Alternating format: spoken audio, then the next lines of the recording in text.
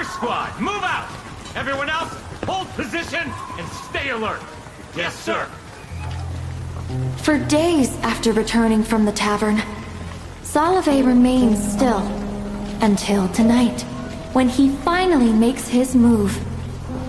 Almost at the same moment, in an abandoned warehouse on the east side of the town, a silent struggle between lies and truth is already underway. Half of Professor Rotwang's face lies in shadow, leaving Avrelian unable to read him. So, what did you find? I'm afraid there's little to report, Professor. The Frostmoon signs keep those antiques locked up tighter than a museum. Oh? Really? Well, that's strange. I've just had word from High Priestess Lovia. She sounded rather upset. Apparently a family treasure of hers has gone missing. I thought that was already taken care of. Gone missing? Or could it be someone on her side? An inside job? As far as she's concerned, I'm the only outsider who knows it exists. So of course, I'm the only one she blames. What I don't understand is why you'd choose to lie to me. Why the rush, Professor? Before anything else, I want to know. Once you get it, what do you intend to do with it? Because that wasn't part of the deal. Avrelian. Or should I say, Reed Miller. There's no need for all this caution. I understand your ambition. We're not so different, you and I. Hand over the relic and stand with me. With your bloodline, we can unlock its true power and open the path to an Elysium beyond the sky. Surely, that's worth more than any plan you'd chase alone. My bloodline? And how would you know that, Professor? I once gave your mother a choice. I invited her to work with me. But she chose another path. I've held onto this all this time, waiting for the day it can be returned to its rightful owner. And what makes you think I'd still work with you after everything you've done? You're not like your mother. So narrow. So bound by petty sentiment. This world is destined for ruin. Only beyond the sky, there lies the one true Elysium. With you, we could rebuild everything. Set it back in order. That's what you want, isn't it? Elysium? Built on everyone else's bones? Just so you could be the one who rises? Those mortals. Short-lived and foolish. In a world just as fragile. Just as doomed. What is there to cling to? But you're different, Reed Miller. You and I, we were chosen. We're meant to set our sights beyond the stars. You're insane. I'm nothing like you. Give it back! That's my mother's! Of course. But in return, you'll give me what belongs to me. I'm not making deals with a lunatic. And it was never yours to claim. Reed Miller. How utterly disappointing. The carefully maintained pretense finally gives way. Avrelian surges forward, casting a handful of powder from his belt. Caught off guard, Rotwang's sight is thrown into disarray. In a heartbeat, Avrelian is already there, swift and precise, taking the talisman back. cheap trick. Now you don't get to set the terms anymore. You think so?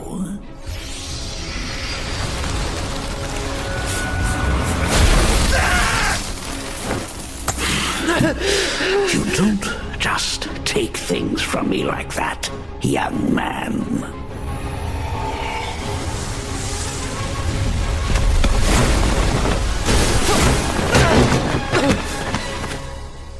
Give me the relic.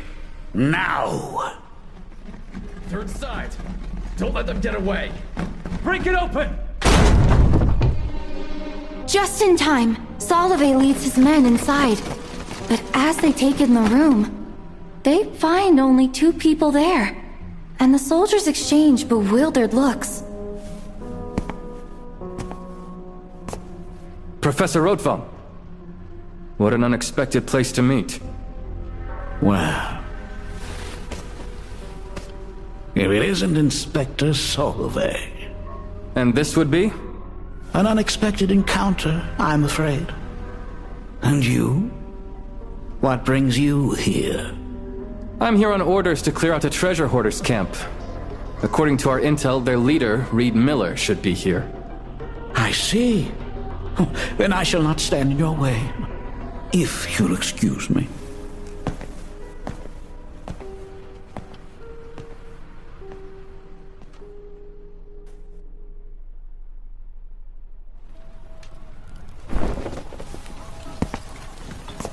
You can stand down. Get some rest. Yes, sir!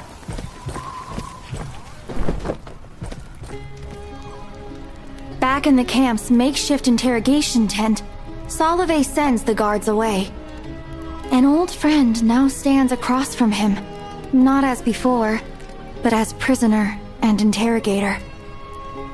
He keeps his back to Avrelian, waiting for the footsteps to fade, until the only sound left is the fire crackling. Only then does he turn. The inspector's composure is gone. All that remains is a deep, heavy worry. That drunk in the tavern. The one who brought me the message. You set that up, didn't you? You knew the professor would come after you. I just figured I couldn't keep stalling him much longer. Thanks, Solovei. If you hadn't come when you did, I'd be gone. I saw the insignia and I knew it was you. Relia, what happened? I found who killed my parents, Solovei. It was Rotwang. The blood of a Frost Moon science priestess runs in my veins. And that's why he targeted me. To use me to unlock the relic. The Frost Moon science relic? What does he want with it? He's trying to open a door to disaster. And he won't care who goes down with it. We have to stop him! Right now he's firmly in His Majesty's favor. And we don't have the strength to face him head on. But the Fae in the palace might. And they've had it in for Rotwang for a long time. And this whole operation against the treasure hoarders was pushed by them. You mean... I've got letters linking him to foreign powers. Perhaps even enough to threaten the authority of the throne itself. This gives us an opening. We put them in his rival's hands. And let his enemies bring him down from within. Solovei, you know what they're like. Those nobles don't deal in good faith. Working with them is just asking to get burned. I know, Relia. But it's the only way we have to bring him down. And you're safer here with the army than hiding among the treasure hoarders. Once we're back in Snezhnaya, I'll have your status changed. You won't be treated as a criminal, but as a key witness against him. You'll stand before His Majesty yourself and expose everything he's done. This has little chance of success. If we misstep, it won't just be me. You'll be pulled into it too. I told you. I'll always stand with you. Thank you, Solovei. Funny. I've been here before, with no way out. Feels like fate's put it in front of me. One last gamble, everything riding on it. I'd be lying if I said I'm not afraid. But at least, I'm not facing it alone. Inspector Solovei, I'm taking that gamble. I trust you. And maybe I'll give fate one more chance.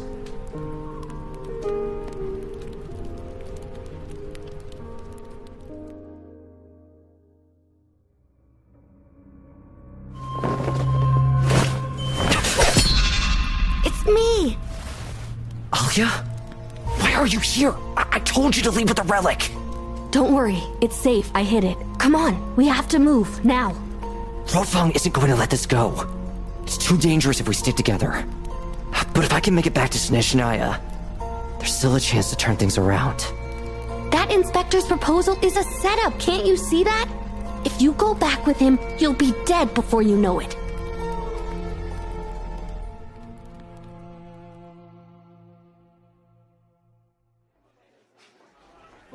Through the winding corridors of the Zopolyarny Palace, the feasting and dancing never seemed to end.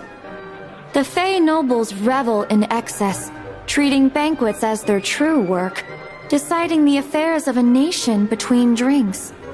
Solovei cuts through it all with urgency, each step like treading on thin ice, utterly out of place amid the languid indulgence around him. My lords, the hour we agreed upon is at hand. When may we be received by His Majesty? The evidence is beyond dispute. It need only be presented. Inspector Solovei. You've done an excellent job with this operation. The leader of the treasure hoarders has already been sentenced. His Majesty has ordered his immediate execution as a warning. Execution? Mr. Filipov, this cannot happen. It goes against all procedure. He is a crucial witness. Without his testimony, how can Rotwang's guilt ever be proven? Proven? Who said the professor was ever on trial? What?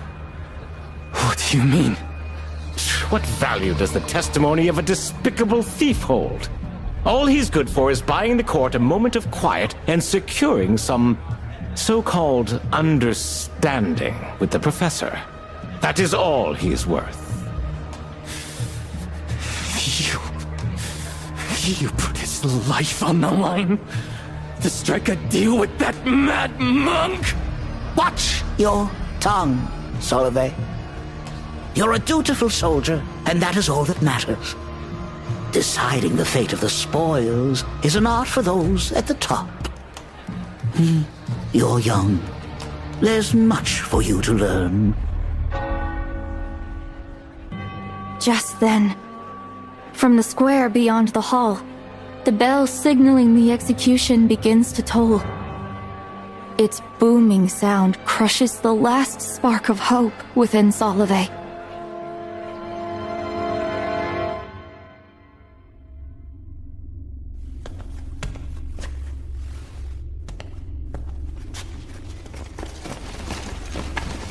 Open the door! By orders of command, we're taking him! Are you bringing me to His Majesty? As if. His Majesty doesn't grant audiences to criminals like you. Then, where are you taking me?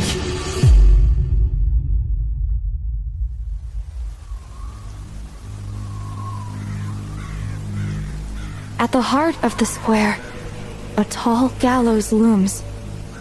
Avrelian stands with his hands bound, snow falling mercilessly over him. Yet, he remains upright, his gaze calm as it sweeps across the crowd. Their eyes hold mockery, fear, hatred, and grief. Leo, and a few treasure hoarders hidden among them, pull their hats down low, trembling. Solovei stands at the front, his face pale as death. Grandpa, isn't he the big brother who left me a gift on New Year's Eve? Shh. Quiet now, kid. Remember his face. He's a good, gentle man. Ugh. If those blasted treasure hoarders hadn't thrown everything into chaos, my business wouldn't be tanking like this. And now he's facing the gallows. Yeah, serves him damn right. Bold enough to cross the nobles, and look where it got him. No surprises there. How can you forget their help? Without them, we'd be under the noble's boot, keeping our heads down. Exactly. Without their help, families like ours wouldn't have lasted at all. The world would be better off without you selfish, greedy people. I'm just pointing out the facts. All right. Don't say another word.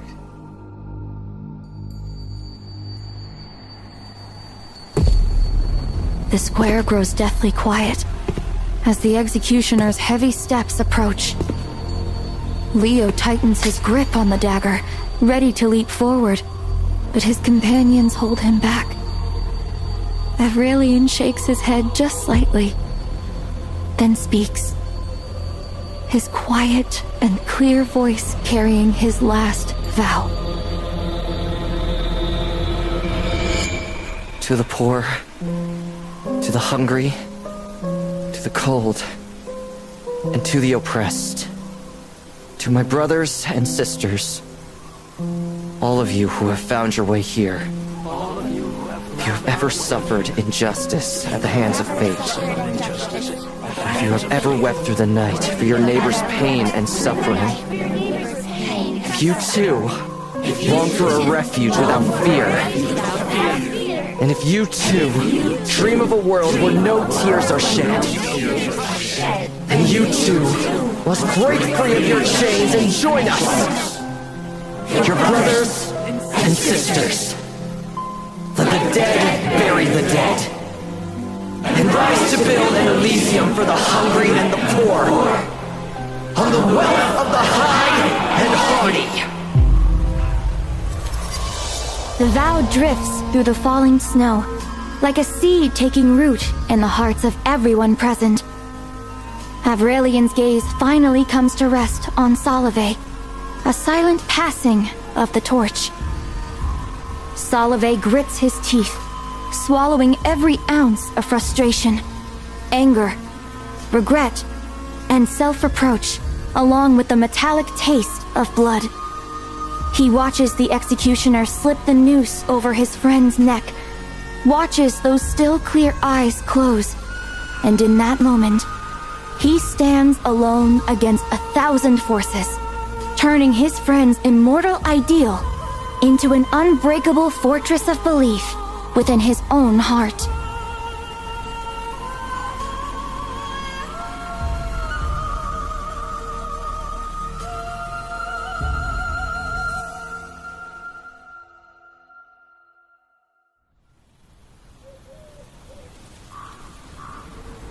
The news of the legendary thief Reed Miller's death spreads through Nodcry like a biting north wind. Alone in the gusting wind, Alia's gaze drifts towards Snezhnaya, her thoughts echoing with Avrelian's words from their last encounter. Do not worry about me, Alia. I know you have your doubts about my friend, but please, trust my plan for now. If I am indeed the prophesied ruler of Elysium, then no fate in this world can tear me from the brethren I hold dear. Such a fool. Fate's story never ends with one sacrifice. When a star falls, its scattered light finds others to shine. Some see the path ahead with new resolve, choosing to kindle the flame in their own way. Some will use the moonlight to cut through the fog, their blades sharp and unwavering. And some will face wind and snow, continuing the legend of Reed Miller. A story that will never truly fade.